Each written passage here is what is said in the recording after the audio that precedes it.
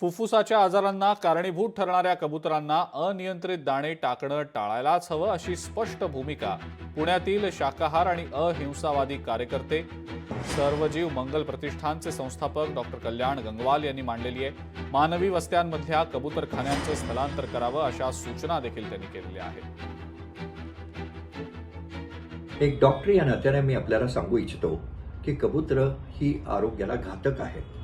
त्यांना दाणा देणं, त्यांना फीड करणं हे जरी मानवतेचं कार्य असलं तरी मानवी आरोग्याला कबूतर ही घातक यामुळे आहेत की त्यांची विष्ठा, त्यांच्या पंखातून येणारे अँटीजन्स आणि त्यांच्या मूत्र आणि विष्ठेमध्ये जे जंतू असतात त्यामुळे मानवी आरोग्याला धोका होतो हे आता विज्ञानानं सिद्ध केलेलं आहे। आणि याच्यातून सगळ्यात होणारा भयानक रोग म्हणजे क्रॉनिक इंटरस्टिशियल फायब्रोसिस।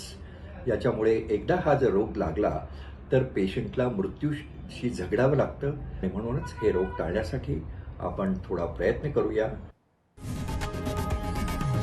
लोकशाही मराठी ऐका, पहा, जागरूक रहा।